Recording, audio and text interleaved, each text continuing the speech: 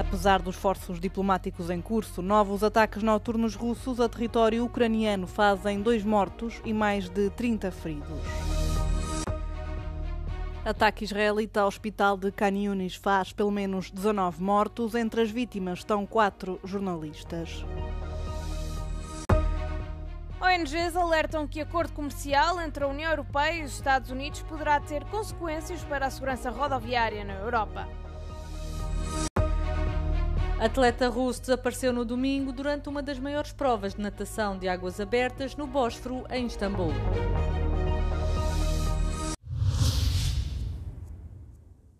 O cenário deixa poucas dúvidas sobre a violência de mais uma vaga de ataques noturnos russos. Esta aldeia, na região de Sumi, foi um dos locais visados pela última ofensiva do país. Os últimos ataques russos contra o território mataram 2 pessoas e feriram pelo menos outras 33, segundo informaram as autoridades regionais na segunda-feira. Uma idosa foi morta num ataque à cidade de Kupiansk, em Kharkiv, e outra pessoa morreu na região de Dnipropetrovsk. 12 ночі почалось. Дома ми спали, а то потім почалися прильоти.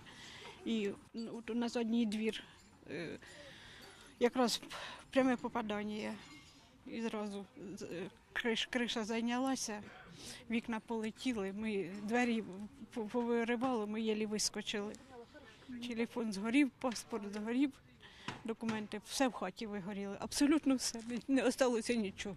A Força Aérea Ucraniana informou que cerca de 76 dos 104 drones, incluindo drones de ataque tipo Shahed e drones de engodo lançados pela Rússia durante a noite, foram abatidos. Os ataques ocorrem depois da Ucrânia ter assinalado no domingo 34 anos de independência da União Soviética e numa altura em que aumentou a diplomacia centrada nos esforços para colocar fim à guerra total da Rússia contra o país vizinho, que já vai no seu 4º ano. A competição anual de natação em águas abertas no Estreito de Bósforo este ano ficou marcada pelo desaparecimento de um atleta russo. As autoridades estão a levar a cabo operações de busca e salvamento. Segundo um comunicado da organização, o desaparecimento do nadador foi notado quando compararam as listas de participantes com os nomes daqueles que terminaram a prova. O atleta desapareceu apesar de uma centena de embarcações terem monitorizado os nadadores durante a prova. No final, o percurso foi inspecionado à procura de concorrentes perdidos, mas nenhum foi encontrado. Em comunicado, o Comitê Olímpico declarou estar profundamente triste com o desaparecimento de um atleta durante a prova.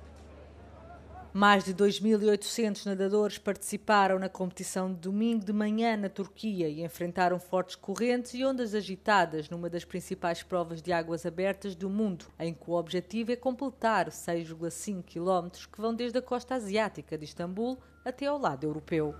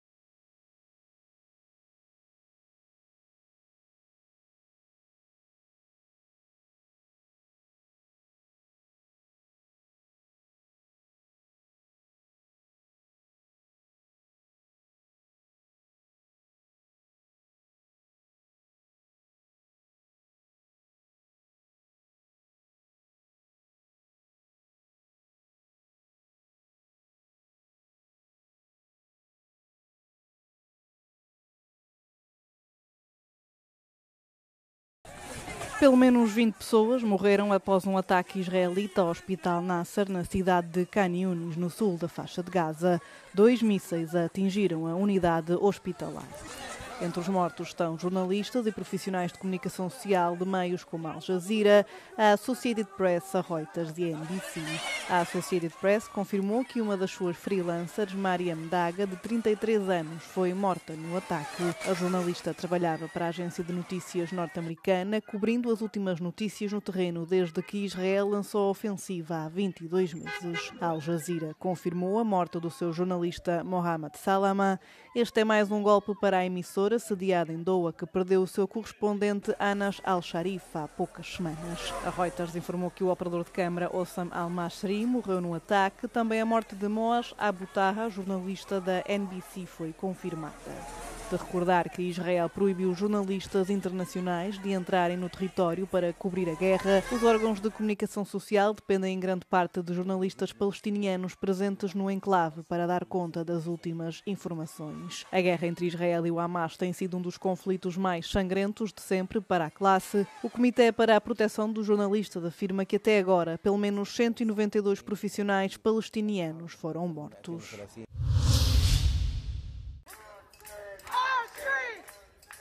Algumas unidades da Guarda Nacional que patrulham Washington sob as ordens do presidente dos Estados Unidos, Donald Trump, começaram agora a trazer consigo armas de fogo. Segundo um funcionário do Departamento de Defesa, os soldados que desempenham determinadas missões, incluindo as de patrulha da cidade, passam assim a estar armados com pistolas ou espingardas. Milhares de elementos da Guarda Nacional e agentes federais estão atualmente a patrulhar as ruas do distrito, o que tem provocado protestos entre os moradores. Um desenvolvimento que surge numa altura em que Trump continua a tentar sobrepor-se à autoridade policial dos governos estaduais e locais. Iniciativa essa que, segundo o próprio, tem em vista a repressão do crime. Neste momento, o presidente dos Estados Unidos está também a ponderar expandir as mobilizações para cidades como Baltimore, Chicago e Nova York, que tem descrito como sendo perigosas.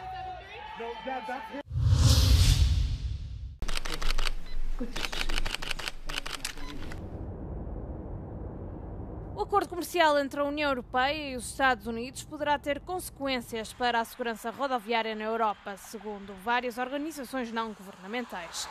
O texto faz referência ao reconhecimento mútuo das normas de cada país.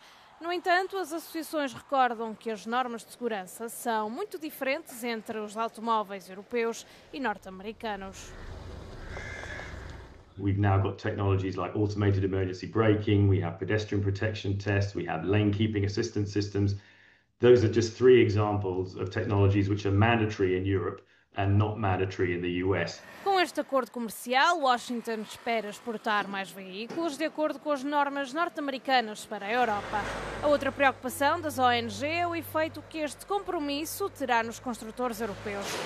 Os diferentes construtores poderiam ser tentados a denunciar uma situação de concorrência desleal e criticar a regulamentação europeia.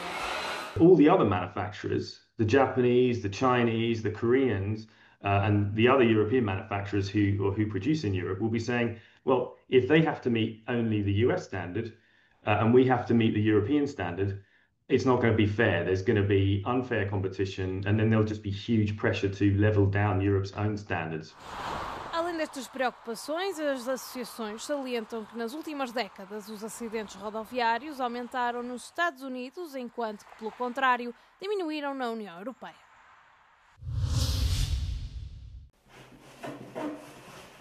Vários países europeus vão suspender os serviços postais para os Estados Unidos, depois de Donald Trump ter eliminado no mês passado uma isenção fiscal sobre bens de baixa importação, cujo valor seja inferior a 682 euros. A Casa Branca afirmou que o seu objetivo é combater práticas ilegais e abusivas, como a importação de drogas ilegais. As cartas e as pequenas encomendas de valor inferior a 85 euros não serão afetadas. O Reino Unido, a França, a Alemanha, a Itália, a Espanha e Países Baixos suspenderam temporariamente os serviços a partir da próxima semana, enquanto a Bélgica já deixou de enviar encomendas para os Estados Unidos na sexta-feira. O anúncio de Trump surge depois dos Estados Unidos e a União Europeia terem chegado a um entendimento sobre um novo acordo comercial. Quais os países que mais produzem gelados na União Europeia?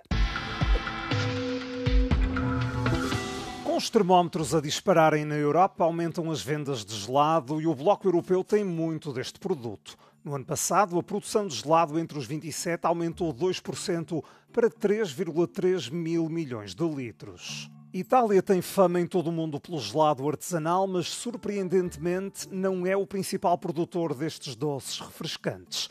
O primeiro lugar em 2024 foi ocupado pela Alemanha, que produziu 607 milhões de litros. Seguem-se França e Itália, com 501 e 492 milhões, respectivamente. Completam o top 5 Espanha e Polónia.